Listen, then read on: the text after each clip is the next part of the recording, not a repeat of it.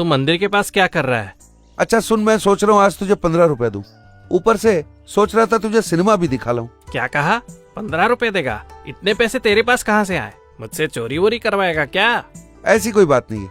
तुझे बैलगाड़ी हाँकना आता है ना, गाड़ी हाँक ले बस। मैं आज तुझे 15 रुपए दूंगा। अरे ये क्या कह रहा है? गाड़ी तो मैं हाँक लेता हूँ, कौन सी हाँकूं? अच्छा सुन, हमें धान की बोरियां अलग अलग गाड़ियों में लाद कर उन्हें बेचकर पैसे लेके घर लौटना है बस। हम दोनों अच्छे दोस्त है ना, गप्पे मारते हुए घूम आएंगे, थकावट भी नहीं होगी। नेकी और पूछ पूछ, चल चलते हैं। 15 रुपए देगा तो क्यों नहीं चलूंगा।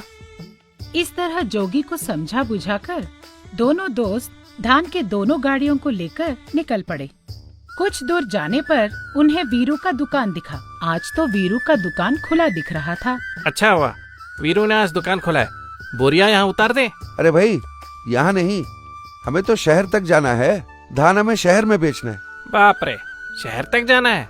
अब तो काफी दूर जाना पड़ेगा भाई।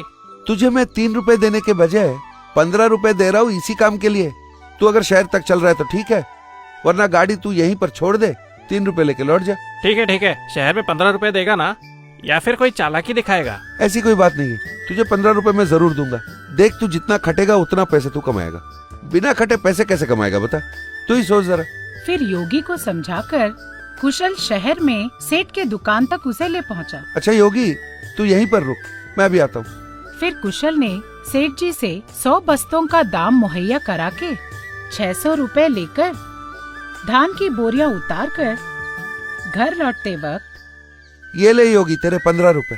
चले क्या सिनेमा देखने? अब काय का सिनेमा भाई, घर पहुँचते पहुँचते रात हो जाएगी। चल चल निकलते हैं यहाँ से। अच्छा कल भी आएगा?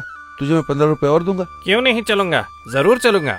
फिर गांव लौटकर विष्णु चाचा को 100 बोरियों का दाम 500 रुपए दे दिया। आज 100 बोरियों के मैंने 100 रुपए कमाए, उसमें से योगी को मैंने 15 रुपए दे दिए, तो मेरे पास बचे 85 रुपए।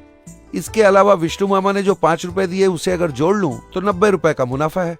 सुभाष मामा को भी अगर मैं पटा लूं और कल भी 100 बोरियां जाके शहर में बेच आऊं, 90 रुपए मुनाफा और हो जाएगा। यानी कि मेरे पिताजी साल भर पसीना गवा के 250 रुपए मुनाफा कमाते हैं।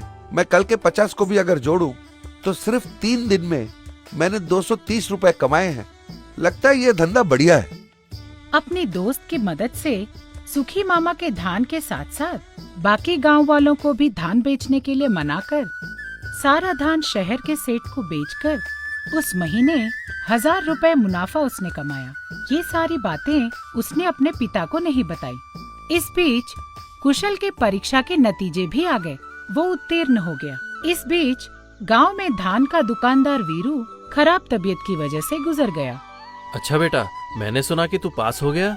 हाँ, अब शहर में अच्छी कॉलेज में भर्ती लेगा क्या? वहाँ दोस्तों के साथ मिलकर घर किराए पे लेगा क्या? वैसे खर्चा कितना आएगा बेटा?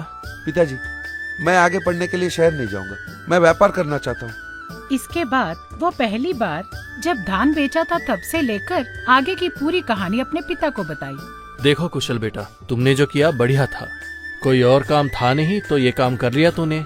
पर पढ़ने की उम्र में व्यापार के बारे में पढ़ाई खराब हो जाएगा बेटा। पढ़ाई से ज्यादा फायदा नहीं होगा पिताजी, बस किसी के यहाँ नौकरी मिल जाएगी। नौकरी करूँ तो महीने का 70 या 80 रुपए का मुझे पगार मिलेगा। वहीं अगर मैं व्यापार करूँ उससे 10 गुना ज्यादा मैं कमा लूंगा।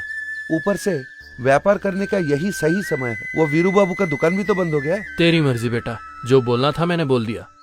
फिर कुशल ने वीरू के दुकान का ना होने का फायदा उठाया।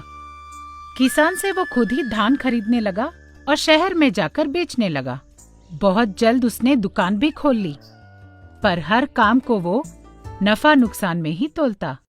क्यों राजीव, धान बेचने आए हो क्या? हाँ बाबूजी, 50 बोरियां है। आप दाम बता दे तो मैं घर लौट जाऊंगा। अच्छा दिखाओ तो जरा, धान है कैसा? ये लीजिए, धान देख लीजिए।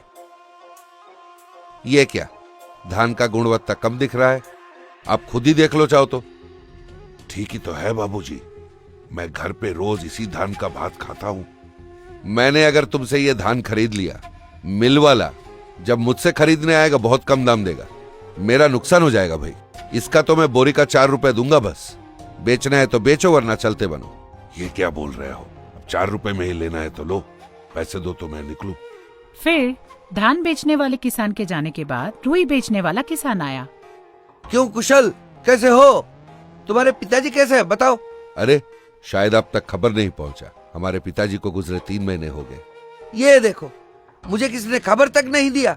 वैसे भी 4 कोस दूर है हमारा गांव यहाँ से, इसीलिए पता नहीं चला। मैंने सुना तुम रुई भी खरीद रहे हो।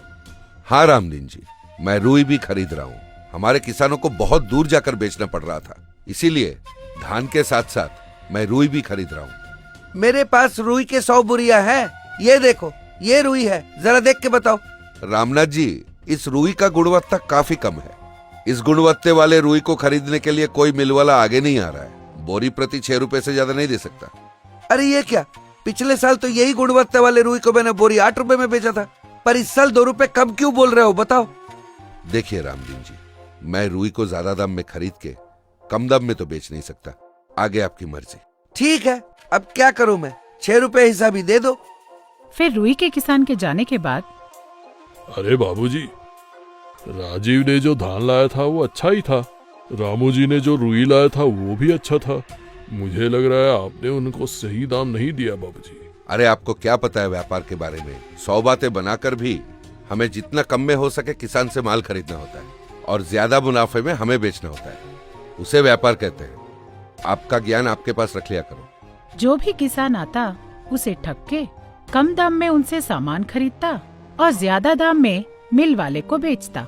इस तरह से व्यापार करते करते कुशल के 50 साल पूरे हो गए। अकस्मात ही बीमार पड़ गया। वो वैद्य जी से मिलने चला गया। रोग तो चरम सीमा पे है, इसका भी कोई इलाज नहीं बना है। सीधी सीधी बात है, 1 साल से ज्यादा जीना मुश्किल है। अरे वैद्य जी, आप ऐसे क्यों बोल रहे हो? कुछ कोशिश तो कीजिए, पैसों की फिक्र मत कीजिए। आप कितना भी खर्चा करवा लो, फायदा नहीं है। इत्मीनान के लिए शहर के बड़े अस्पताल में दिखा लीजिए। वो जो भी अस्पताल में दिखाता सब एक ही बात कहते। वो समझ गया कि 1 साल से ज्यादा वो जिएगा नहीं, तो वो बहुत दुखी हो गया। इस तरह समय बीतने लगा। एक दिन, अरे राघव, तुम्हें क्या तकलीफ है? मुंह क्यों लटकाए बैठे हो? क्या बताओ बाबूजी, मेरी बेटी की शादी तय हुई है। सगाई के दिन ही वो दहेज देने को कह रहे हैं। मैं पैसे जुगाड़ करके घर जा रहा था, चोरों ने बीच रास्ते चोरी कर ली। अब उसको दहेज देने के लिए मेरे पास पैसे नहीं है। मेरी बेटी की शादी रुक जाएगी, अब तो मौत ही सहारा है। अरे ये क्या बात हुई? बेटी की शादी सर पे और तुम ऐसे कह रहे हो? गलत बात है। वैसे तुम्हारा दहेज है कितना? 5,000 रुपए मालिक। मैं तुम्हें 6,000 देता हूँ। दहेज देकर बचे हुए पैसे शादी में लगेंगे। मालिक, अब झुक झुक जियो, आपका उपकार जिंदगी भर नहीं भूलूंगा। उससे पैसे लेकर राघव के जाने के बाद आज मुझे बहुत मन की शांति मिल रही है। पैसे लेकर राघव की खुशी से ज्यादा पैसे देकर मुझे खुशी हो रही है। मन को बड़ी ठंडक पहुंची। फिर कुशल ने कितने ही दान धर्म किए। गांव में मुफ्त के अस्पताल, मुफ्त की पाठशालाएं खोल डाली। पैसा कमाने से ज्यादा पैसों का सद्विनियोग करके जो आनंद मिला उसका अनुभव करके जिंदगी गुजारने लगा। अच्छा, सारे डॉक्टर मुझे देख के कहते थे मैं 1 साल से ज्यादा नहीं जीऊंगा। इस बात को 2 साल हो गए, मैं अभी मरा नहीं। एक बार जाके वैद्य जी से मिलकर मेरी सेहत के बारे में पता कराता हूँ। एक दिन कुशल वैद्य के पास अपने सेहत की जानकारी लेने अपने मुनिम लक्ष्मण को साथ लेकर गए। कुशल की सारी बातें सुनकर वैद्य ने कहा, आपका जांच करके पता चला आप में पुरानी रोग की कोई लक्षण तो है नहीं। आपका रोग कम हो गया है। वैद्य होकर मुझे समझ में नहीं आ रहा है, ऐसा हुआ कैसे? फिर कुशल ने वैद्य से सारे जांच करवाकर उसकी बीमारी पूरी तरह ठीक हो गई ये जानकर घर लौटते हुए, अच्छा लक्ष्मण, बता हो क्या सकता है? जिस वैद्य ने कहा मैं 1 साल से ज्यादा जी नहीं सकता, आज खुद ही कह रहा है मैं पूरी तरह रोग मुक्त हो गया हूँ। इस बात से मेरी हिम्मत दुगनी हो गई है। मालिक, आप अगर बुरा ना माने तो मैं एक बात कहूँ। पिछले 2 सालों से आपकी सोच में काफी बदलाव है। पहले की तरह व्यापार में ऊंच नीच ना करके, किसी का नुकसान भी ना करके, आपकी पूरी कमाई दान धर्म और पुण्य में लगाकर अपने मन को शांत रखा है आपने। जब हमारी सोच में कोई खोट ना हो, शरीर में भी कोई रोग नहीं होता। हमारी सेहत हमारे मन की शांति और चंचलता पे निर्भर करता है। ये मेरा अनुभव है। तू सच ही कह रहा है। फिर अनजाने में ही 1 साल में मरने वाला एक